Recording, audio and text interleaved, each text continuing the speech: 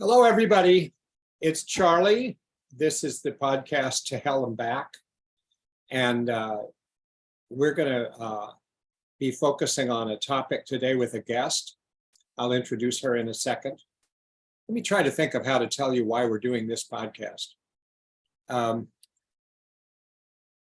my clinical work over the years, I've only gradually realized how many people I've treated that would be considered to be autistic or to be in some other ways. You know, I've certainly worked with people with ADHD. I've worked with people with significant learning disabilities and other ways of not being neurotypical.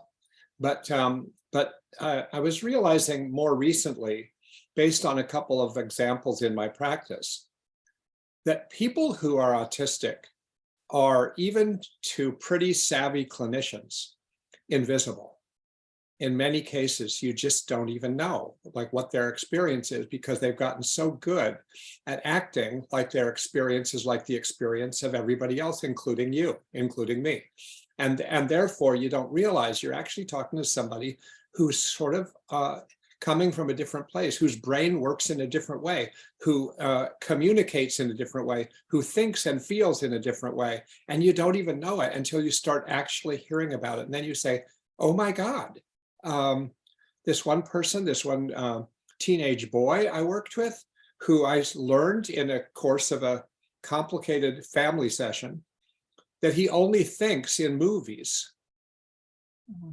Like, wow, yeah. How do you do that? And then I had a conversation with him. I said, how do you think in movies? And he gave me a whole complicated example of how I would have thought quite verbally, but he translates everything automatically. It's the way his brain works. So there's so many things like this that are like hidden.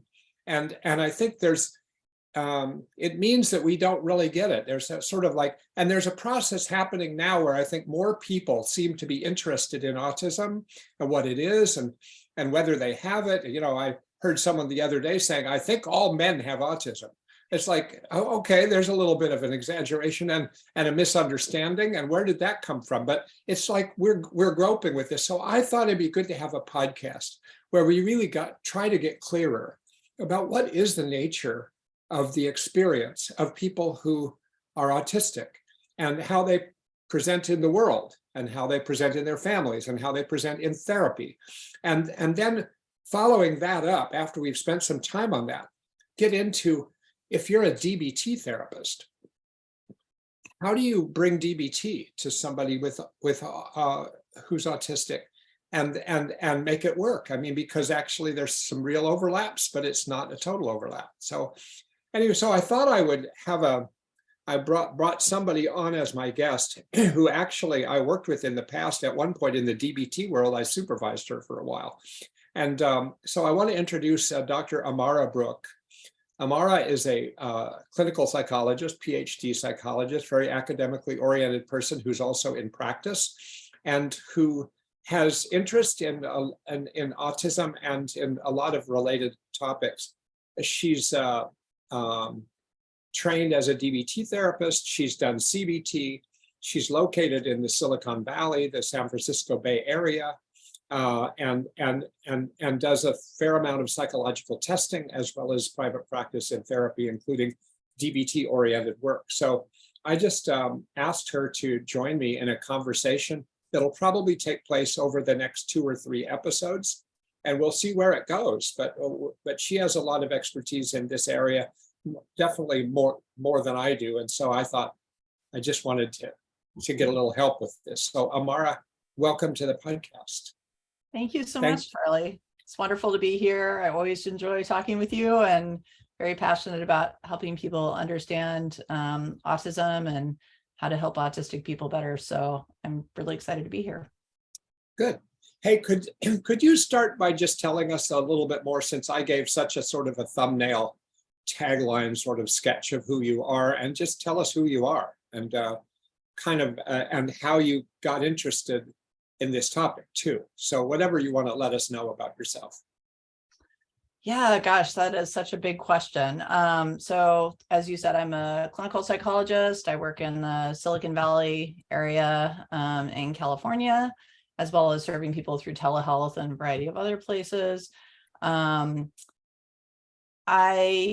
was originally trained as a research psychologist, and I was a professor, and I really got interested in clinical work more when other people in my family, it turned out, were neurodivergent and were encountering difficulties with systems like schools and so forth. And I was frustrated that as an academic, there were a lot of approaches to therapy and to assessment that the literature, as I sort of dived into it, showed was effective, but weren't readily available. And I really wanted to do something about that. And also, I really just wanted to understand better so that I could also be a better advocate on the personal side for people that I care about.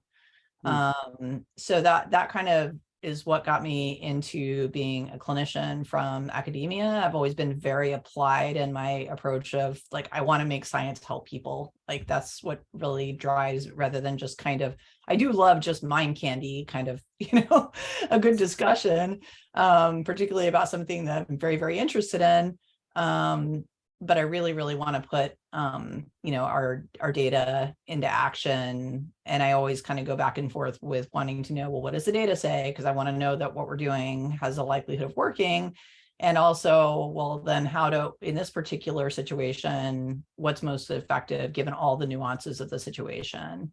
And so that's kind of how I got into it. Autism specifically, I had other people who I'm close to who were diagnosed as autistic and ADHD. I myself was diagnosed with ADHD in graduate school. So even a long time before that. I don't think I fully appreciated when I was first diagnosed how very many ways it affected my life.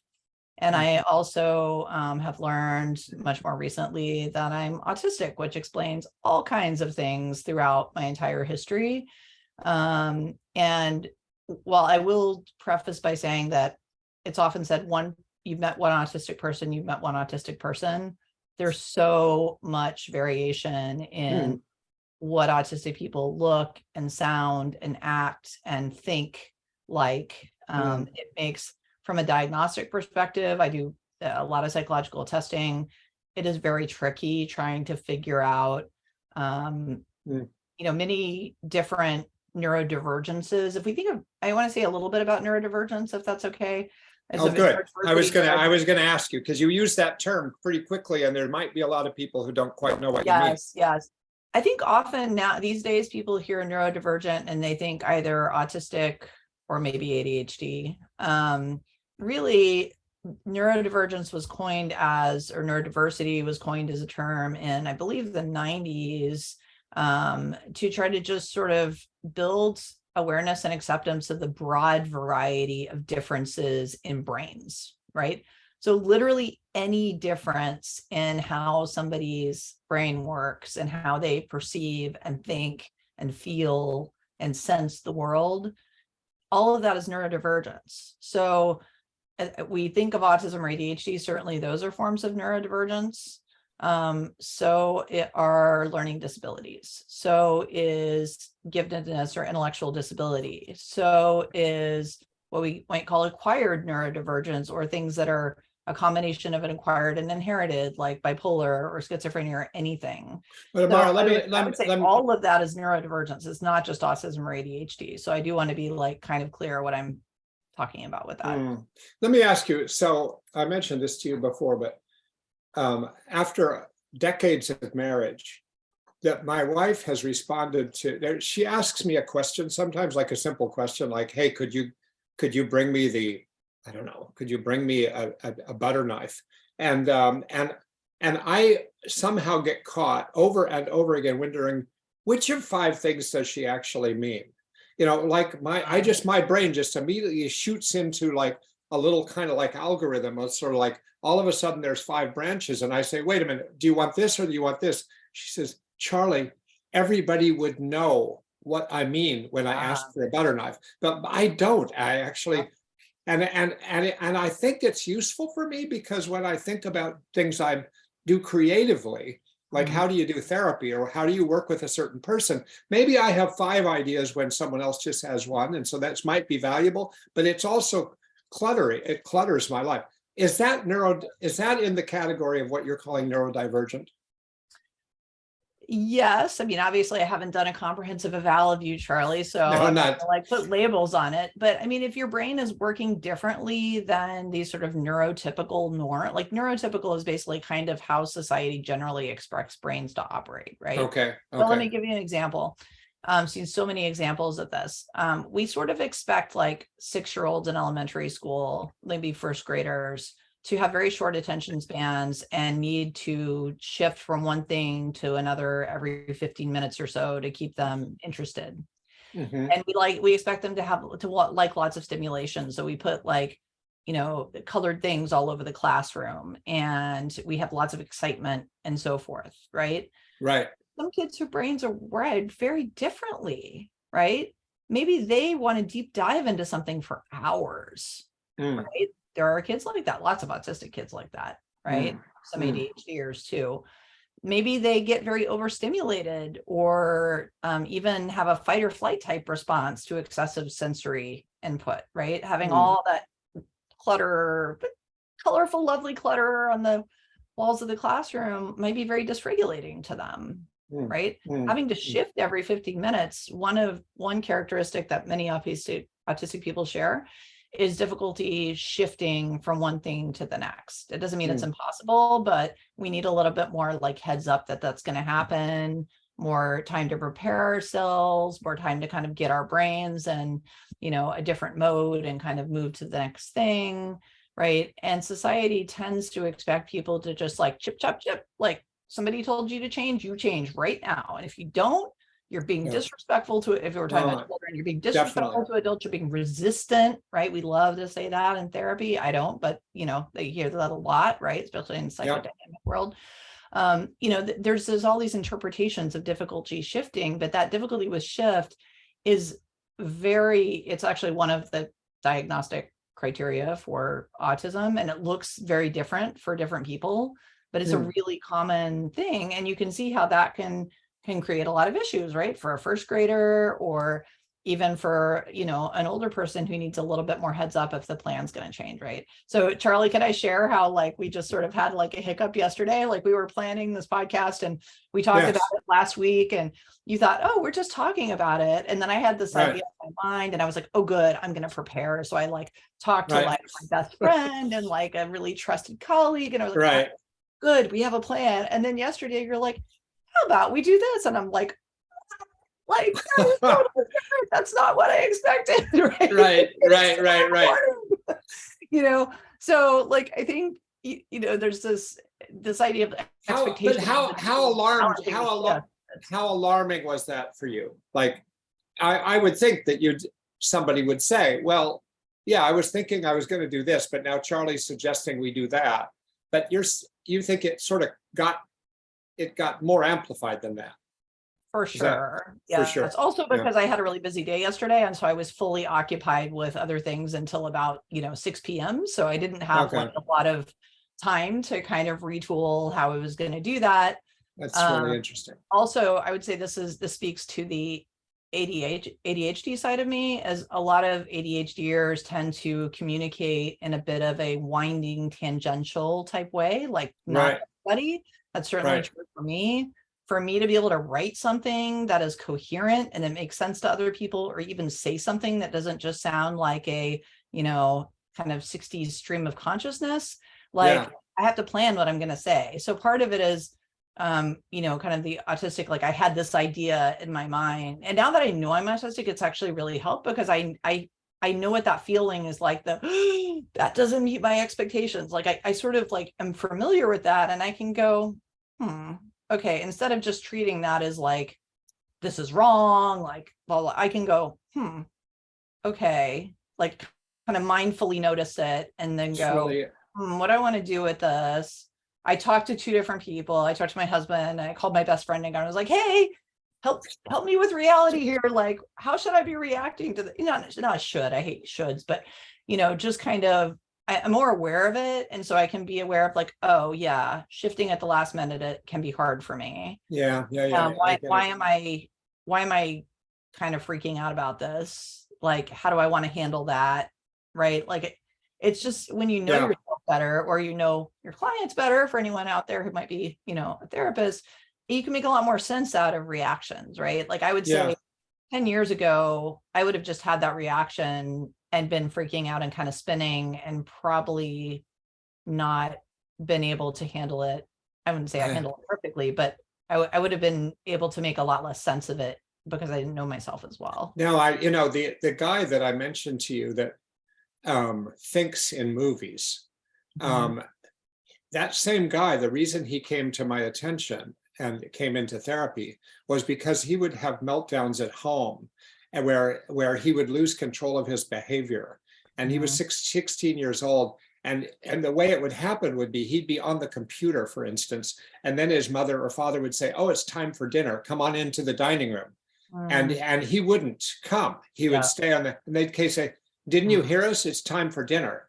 And he's like, "I'm not done." And it's sort of like it would rapidly escalate until, of course, his parents are frustrated, but for him, it was beyond frustration. He would start grabbing dishes that are on the counter and throw them on the ground and break them. And so it became a crisis. So, I mean, I think that what I learned about him over time was that, it had more to do with just, how do you skillfully make a transition when your brain works that way? Like, he couldn't let go of the computer at that point. Now, lots of people can't let go of their computers these days, but this is sort of an extreme, right? It's a degree of difficulty, right? And I think this is something where it becomes like kind of diagnostically tricky, right? To kind of say like, it's not that you can't shift ever, but we may need more of a heads up before shifting, right? We need a little bit more time to like, hey, something might be changed, or even a disclaimer like, this is not the final plan. We don't know what we're doing yet, so that I don't like create this like idea in my head of what's going to happen that maybe turns out to not be, that I thought it was more set than it was, right?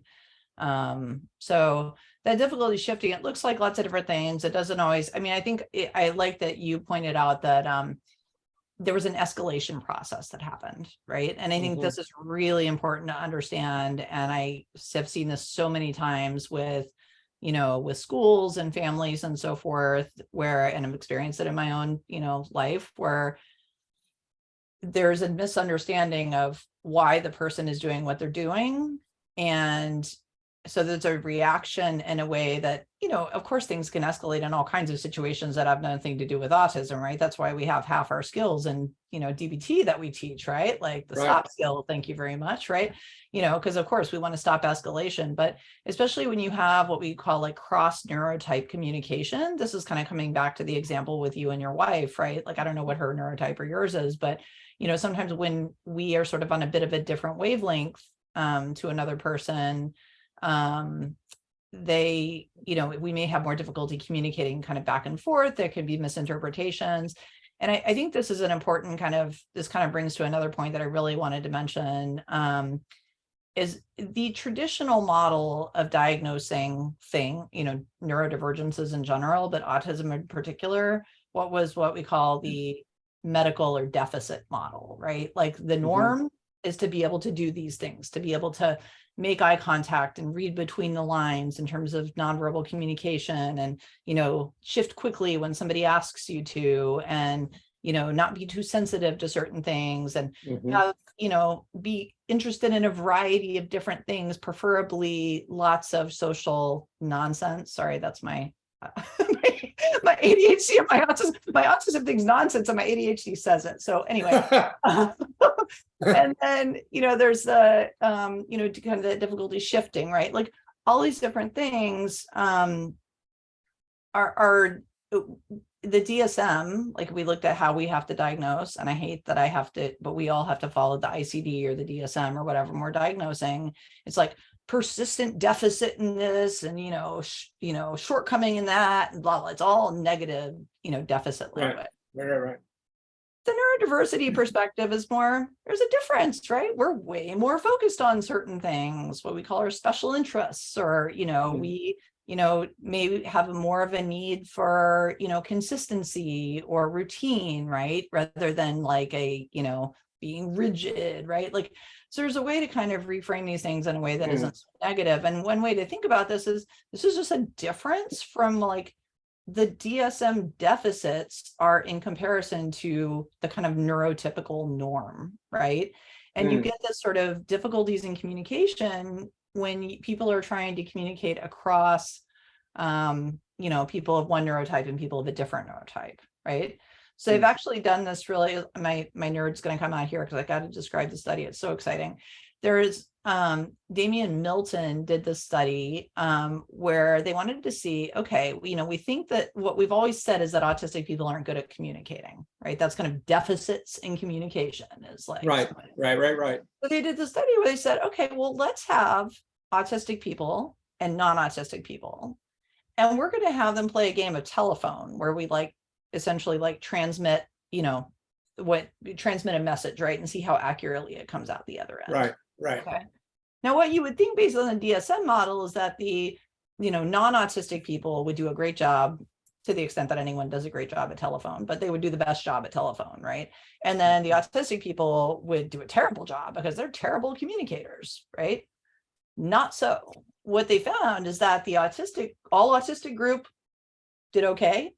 The all non-autistic group did okay, equally well, right? Within their groups. The group that had trouble was the mixed neurotype group, where you had autistic and non-autistic people trying to transmit this message across neurotypes. That group did much worse than, within each neurotype, right? So a better analogy, a lot of people have suggested, is more like speaking a different language, right? If you have a group of French speakers and a group of English speakers who don't speak each other's language, probably they're going to do just as well as at telephone within the French group or within the English group, right? But when you get them together trying to transmit that message, you're going to have difficulties, right? So that's been dubbed kind of the double empathy problem, the idea that it's not that autistic people are, have deficits per se in communication. They just have different ways of communication, right? So if you see that in real life, it might be like, autistic people tend to communicate directly, and they tend to kind of say what they actually mean.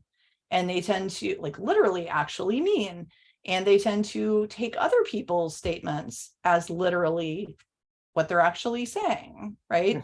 Which is okay if both people are being direct and literal, right? But if one person is sending subtle nonverbal signals, trying to be subtle and polite or something, and the other person is totally missing those, right?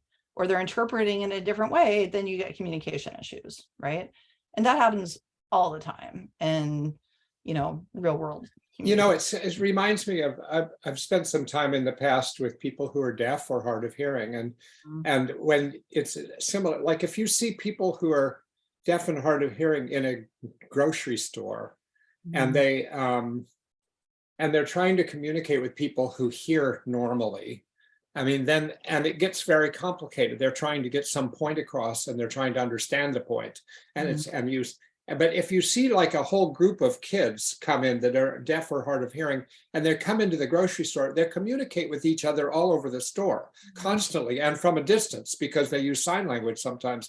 And so you can just see there's two different communities going on. It's sort of obvious with that group, but it isn't so obvious. So let me ask you a clinical question here, but maybe this may be jumping ahead, but with your experience in the DBT world, it makes me think, what if you have somebody who's autistic and they're in your DBT skills group, and there's only one person like that, maybe two people like that, and the rest of the group are neurotypical? Wouldn't it be better, if it was possible, for the person to be in an all autistic group and with an autistic group leader, because the communication will go so much better? I'm just wondering how many times there are breakdowns that don't even get recognized in a DBT skills group or other group therapies. Right. I think that there's a couple of questions that it sort of together there. So maybe I could speak to kind of my view on both of them. I've certainly been in situations like that where I'm co-leading with a non-autistic group leader and, some autistic members of a group or people with other sort of neurodivergences need something that's different. So I think the two questions I'm hearing is it better if autistic people have their own groups that's tailored for them? That's one question. I'm not sure. I mean, I would think it could be because there'd be a shared common experience, and we could really tailor the way the material is presented in a way that really works better for autistic folks. Okay. I will say though, like not all autistic folks are going to have the same needs, right? And a lot of DBT is like that might work well in a large hospital system. But I'm even thinking like when I worked at some major VA medical centers, we would often have 2 DBT groups, right? Maybe like, or just 2 days, different days of the week or men's women. Right. And I'm like, what kind of setting is going to be able to have a separate group? Yeah. It's going to have enough autistic people who are at the same stage of DBT or whatever to have like a separate group. So just in terms of practicality, I'm kind of wondering how often that can really happen. I know that's a practical problem. That's that logistical problem, but I just maybe I'm getting caught up in the weeds, but there's no. Also some people, so I'll give you an example, like, I'm an autistic ADHDer. I am highly verbal though. Like I actually find communicating over the phone and not having to deal with nonverbal visual communication much, much easier. I find it actually really, no offense, I love talking to you, Charlie, but compared to last week when we talked over the phone, I find looking at you and processing that much more distracting than only hearing your voice, right? Some people do better if they only have kind of one channel of communication. So I have other autistic folks I know who hate phone communication. They are highly visual, like they don't necessarily get, nonverbals are different and so forth, but they just the audio doesn't work well for them, right? So even if we say like, okay, well, let's optimize this for autistic people, we might be able to do some things that are better. But again, it comes down to sort of individual neurodivergence. How does this person, best communicate, right? Some people prefer to communicate in writing, and that could be a really important accommodation for some autistic folks who find written communication much easier than verbal communication. I probably wouldn't be one of those folks because I just like communicating verbally. And I know I'm not alone in that. So anyway, I want to come back to your question though. Is it helpful to have a group leader or a therapist or something who is of the same neurotype, or at least enough that they sort of get you better? I think 100% yes. And that's one reason that it's really, I think, and I know that other people involved in this kind of movement to kind of help DBT be more accommodating for, autistic and ADHDers and, folks with other neurodivergences that maybe weren't the initial DBT population, is that it is really, really helpful to have a therapist from a similar, neurotype. That said, I don't want like anybody listening who's isn't, of a particular neurotype to go, okay, well, that's it. I just can never work with those people because they have to have a therapist of their own, neurotype. I don't think that that's accurate. It just can be very helpful though. Like an autistic therapist is probably going to have an easier time communicating with autistic clients compared to a, non-autistic therapist. And that's great if that's possible. But all the rest of us can do, I should say us, I guess, because I'm autistic, but, everyone else can also be a lot more effective with autistic clients just by understanding some things, about what really, what does that really look like? I think, could I say something a little bit about stereotypes of autism, Charlie? Sure, go ahead. So I think when a lot of people think of, autism stereotypically, they think of a young, white, maybe less verbal, maybe flapping or spinning boy, right? That's kind of stereotype. Or they think of maybe Sheldon on Big Bang Theory or Rain Man. They're like certain stereotypes that we have. Right. That's right. There are a lot of groups that have gone underdiagnosed and underrecognized, and it often doesn't look anything like the stereotype. So there's a lot of discussion in the autism community about people who were assigned female at birth, or maybe currently female. There's also a much higher rate of gender divergence among autistic people. But anyway, people who are assigned female at birth, socialized female, very underdiagnosed, right? Girls are socialized in a lot of ways that helps hide autistic characteristics. Girls mask their camouflage or autistic characteristics a lot. Say more about this, about girls, and why would they be under-recognized? They mask more than the boys will mask. Well, first of all, more boys were more recognized and were the samples in the initial studies, because people thought, that autistic is like a boy thing, just like they thought ADHD was a boy thing back in the day. It's a good reason I didn't get diagnosed with anything when I was little, because I don't know that any girls were getting diagnosed with autism or ADHD and that long ago, we just didn't associate those things. I would say my behavior was exactly like a hyperactive ADHD boy, with an additional layer of not understanding social situations, but nobody, saw it that way because, I had blonde hair that was long and, I was a little girl, right? Right. But girls are also really heavily socialized to be polite and to be deferential, and being socially savvy and smooth is traditionally more emphasized in girls' socialization. Making other people comfortable is traditionally more emphasized in girls' socialization. Sucking it up and sacrificing for other people. I'm not saying I agree with any of this, but is traditionally more emphasized in girls' socialization. Right. And all of these things, in addition to perhaps some biological things, and the stereotype that autism is a boy thing, has really led to under-identification of autism in girls and women. For example, some of the characteristics like repetitive behaviors, which we might think of things like flapping or spinning or, making certain, sounds repetitively with like an autistic boy, and girls might do those things too.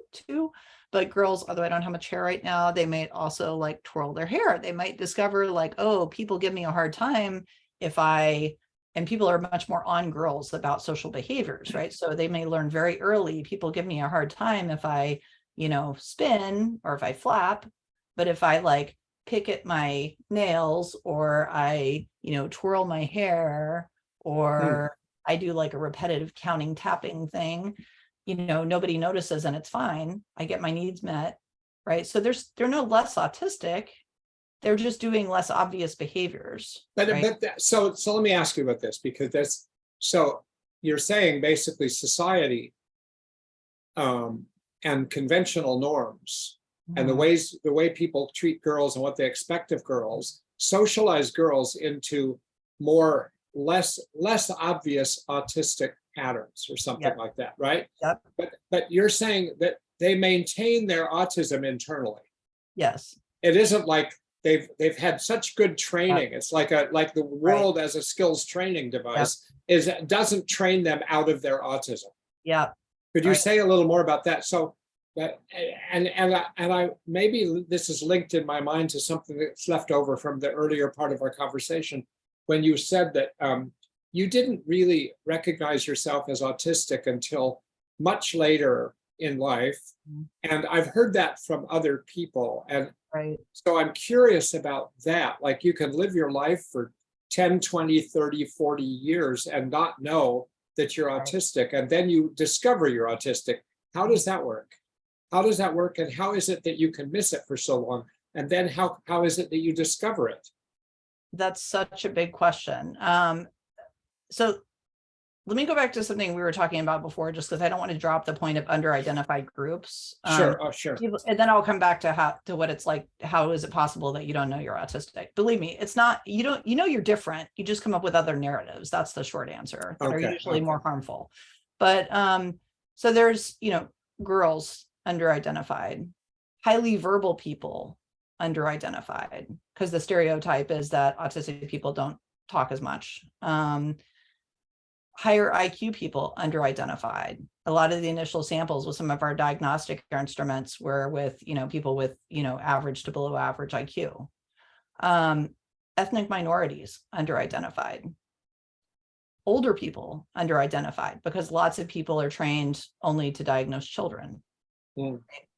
People with co-occurring ADHD, well, before the current DSM, you were not even allowed to diagnose both autism and ADHD.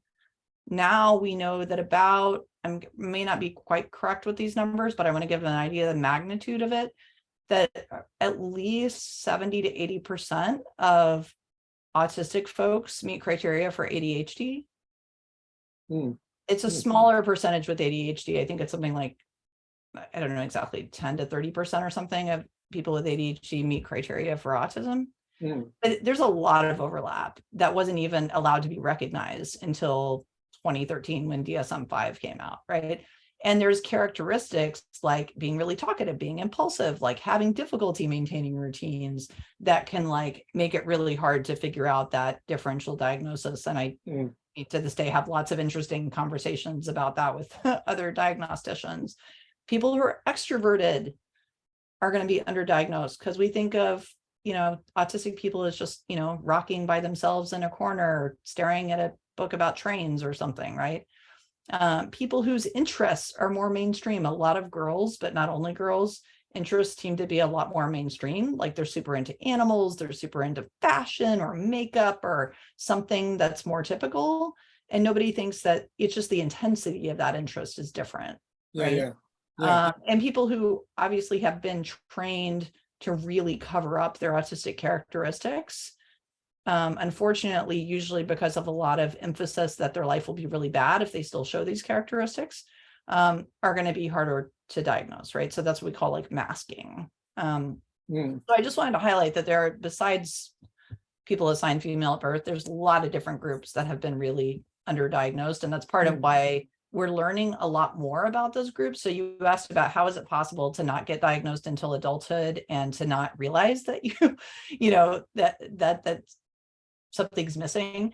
I think almost everybody who gets diagnosed has for a long time realized that something was different, right? So when I got like victimized and ostracized by other children, from preschool on, like I definitely knew there was some problem with that, but autism wasn't even a narrative, right? Like it wasn't even available, right? Another kid, a neighbor kid, when I was in preschool, talked me into putting jalapeno juice in my eye, and I had to go to the emergency room.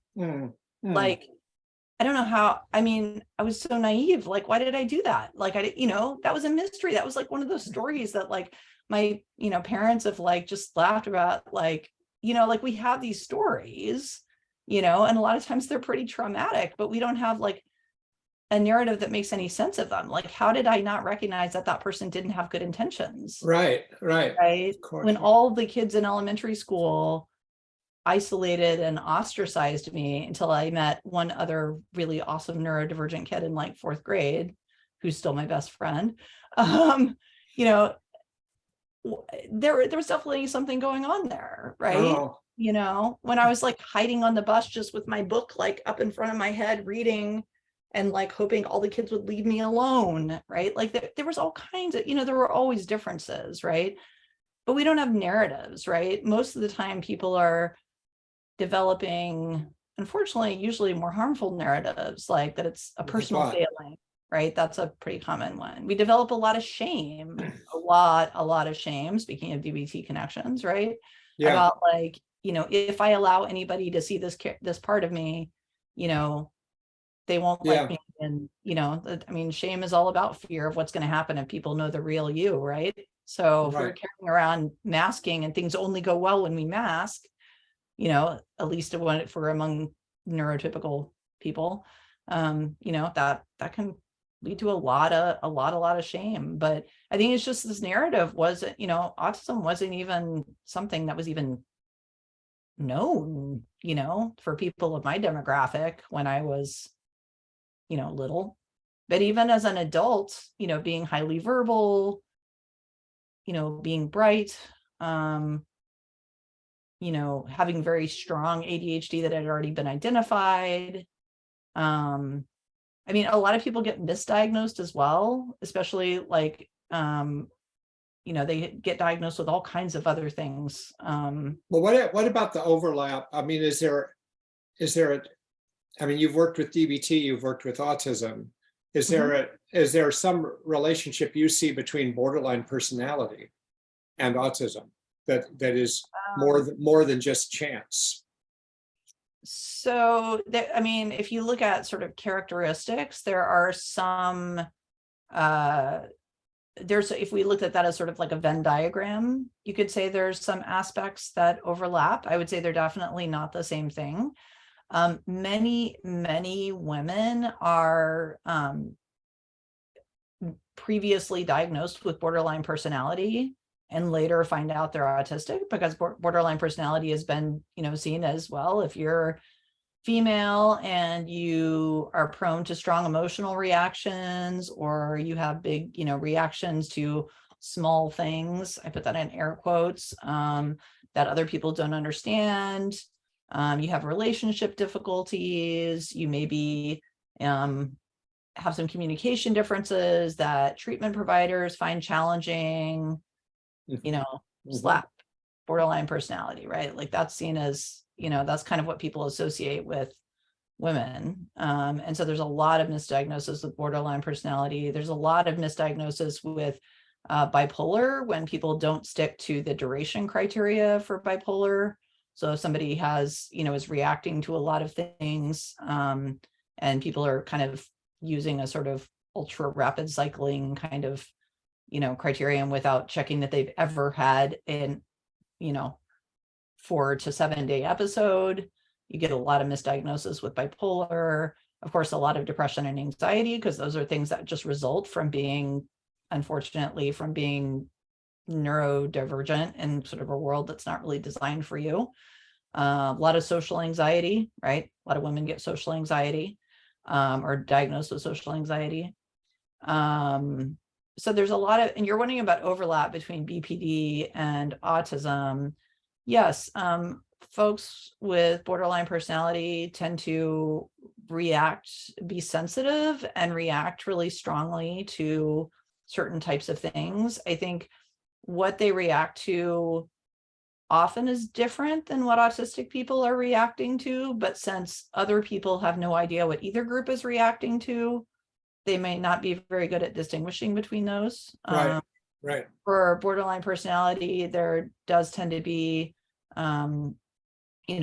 relational things, like any sort of clue to like a relational problem tends to be a common, kind of trigger, so to speak. That also can be true though for autistic and ADHDers. There's actually somebody who's, I don't quite agree with this term, but there's somebody who's coined the term rejection sensitive dysphoria, which they think mostly applies to people with ADHD. I think equally applies to people who are autistic. I mean, and also obviously that's very similar to the rejection sensitivity that we know that borderline, personality folks experience. Yeah. And, I think for all of those groups comes from an experience of being, rejected and having to hide their true selves and stuff like that. So I think that's a pretty significant overlap. This sort of exquisite sensitivity, I think with borderline, it tends to be more to relational things. For autism, it tends to be to a lot of sensory things. But like I said, a lot of other people don't recognize those sensory things. So whether they can distinguish between those, reasons that somebody is having a big reaction is, a whole different question. I wonder, I'm curious if you could say more about the sensory part of this. It's sort of what you've talked about so far. The people listening to this often are people who know something about DBT, they know something about borderline, they know something about, certainly lots of other things. But one thing that comes across as a little different, it seems like, is that the sensory experiences that people, there's some of the emotional experiences, some of the rejection experiences, some of the experiences of being invalidated in the world, some of the interpersonal problems, some of the emotional regulation problems might overlap a lot. But it seems like there's a sensory area where Yeah. people are really wired differently for how their sensory system works in the environment when they're autistic. I wonder if you could Yep. say something about that. Right. Well, first of all, there are some people who are autistic and have borderline personality disorder. That can both be true. That's Yeah. certainly not universally true. There are, like, as I said, some similarities, and as you pointed out, you know, the invalidation and all of that. But there are also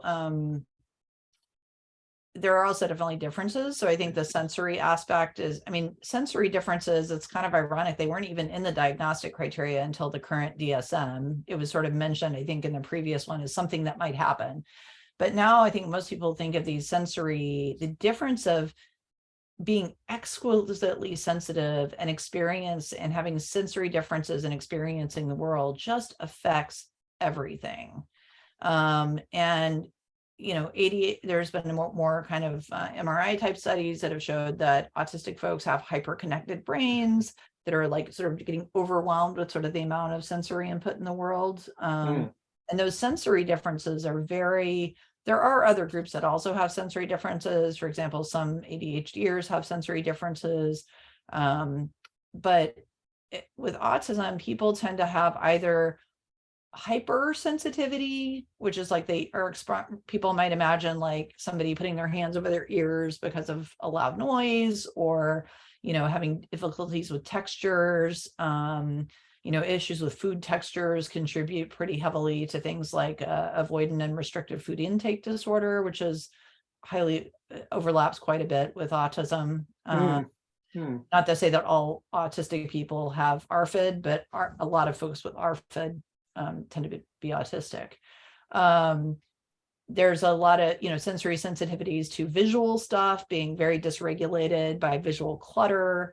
I tend to be very sensitive to light. Like, I can't sleep if there's even the slightest amount of light, and light will very quickly wake me up if I am asleep, like very sensitive to that. There can be sensitivity to clothing textures. So like a lot of people like very picky in terms of, you know, wearing comfortable clothing. Like I always throughout my life have had, like, my feet are extremely sensitive. So I can only really wear really pretty comfortable shoes, which is like not aligned with most of what people expect from women, to be honest. Thank goodness there's some better options these days that are also accepted. You know, clothing tags, very bothersome to a lot of people who have like texture issues.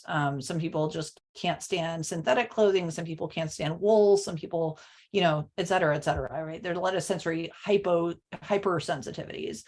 I think the other part that people don't recognize as much, though, is a lot of autistic people also, usually the same people, sometimes different people, have hyposensitivities where they have difficulty sensing certain things. Like they need a more intense flavor to be able to, you know, taste something, or to be able to get an appropriate level of taste. They need to, you know, they like physical touch. Maybe they need more intense pressure or touch to be able to kind of, you know, register touch appropriately. Maybe they need, you know, more movement to be able to like register movement appropriately.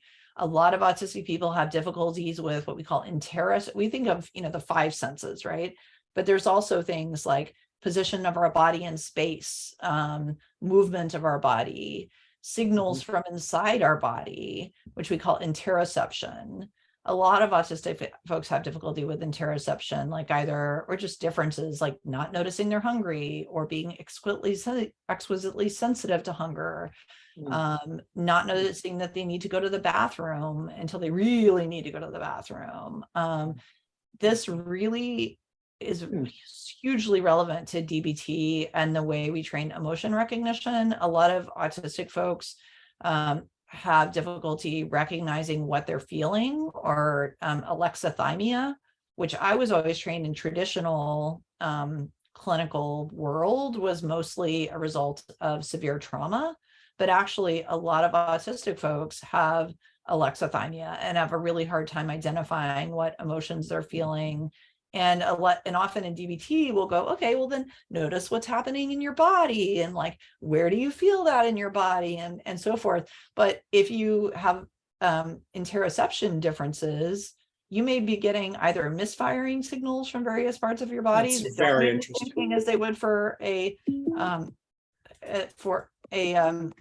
excuse me, I'm sorry about that. Stop. I'm really sorry about that. You're getting, that's all right.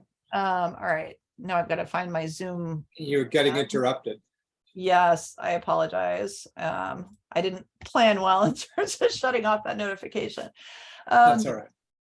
But anyway, like, so if we're getting different types of signals from inside our bodies, or not recognizing signals, there can be things that a therapist asks somebody to do in terms of notice this, notice that, or they think, or the therapist thinks the signal means something that it doesn't mean for that person, right? It's real. Those sensory differences are really powerful. And a lot of the other things that follow that we see as sort of autistic behavior, the sensory stuff is kind of invisible until you somebody with their hands over their ears, or you get a lot of people that are very sensory seeking, right? So they're looking for, like, they need to like get sensory input by like rubbing their fingers on something. That's sort of a subtle one, or rocking, or flapping, or, picking, or, having heavy weight, getting deep hugs, right? You get some autistic kids who nobody associates this behavior really with autism, who just want to give everyone a really deep hug and they want everyone to squish them, right? That's like a sensory seeking behavior. You get, people who like always want to be spinning in their chair. Like, I've seen a lot of adults, they just spend kind of all day, like, this is a subtle thing they do, is just kind of move back and forth in their chair. You get kids who need to do a lot of swinging, hanging upside down on the playground, like, Right. things like that, right? So that sensory stuff affects a lot. And it definitely helps drive some of those, like the repetitive behaviors, which is also another autistic criteria.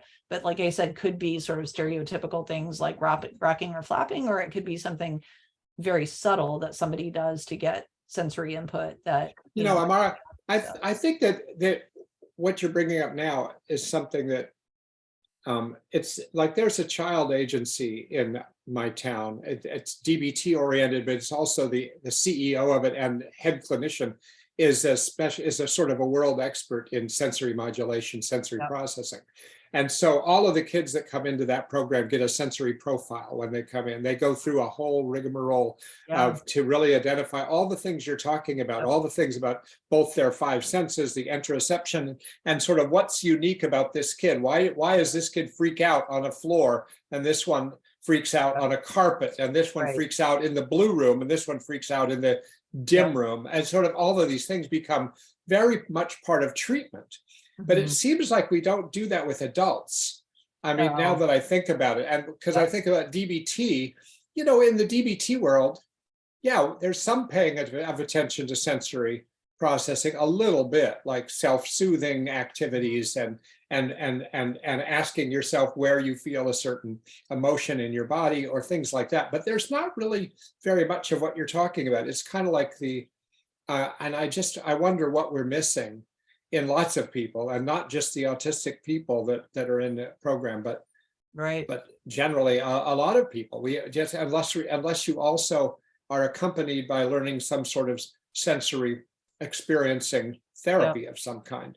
But I think we must miss a lot of that. For sure. And people learn to hide it eventually, right? People get traumatized by other people's reactions to their stimming,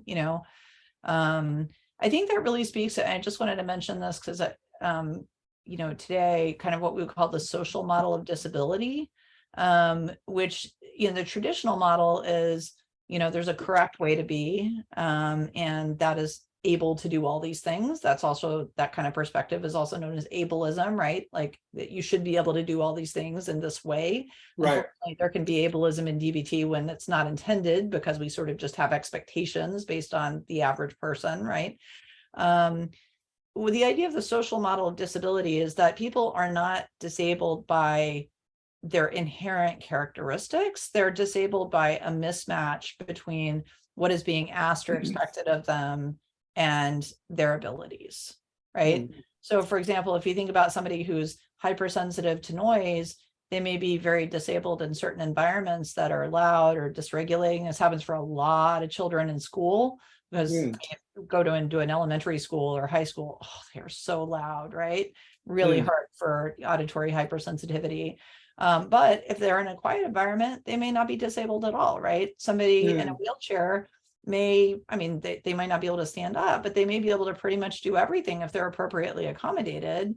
But if they're in a place that doesn't have ramps or lifts or things like that, then, you know, they may have a lot more difficulty, right? And that, I think, is so important, because by accommodating, if we recognize better what people's needs are and we accommodate those needs, they're much less disabled in that environment. And that's a big part of what neurodiversity movement is trying to push for, is let's accommodate better so that people are not experiencing as much disability, and so they can access all these wonderful things that you know, that other people can access, right? And I think if we think about it that way in terms of, you know, DBT, you know, what expectations do we have?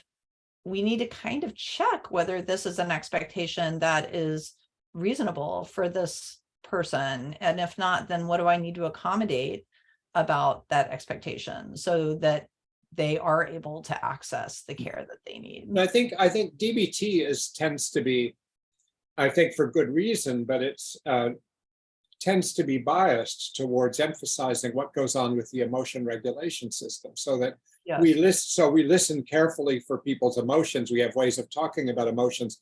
We have, you know, 11 different emotions with all kinds of details about them in the skills manual, and we go into that all the time. We don't do that at all about sensory experience and certain other maybe kinds of internal experience. So I imagine the person with autism that's sitting in a DBT program sometimes just feels like, well, like in the rest of the world, that's just an unrecognized part of myself.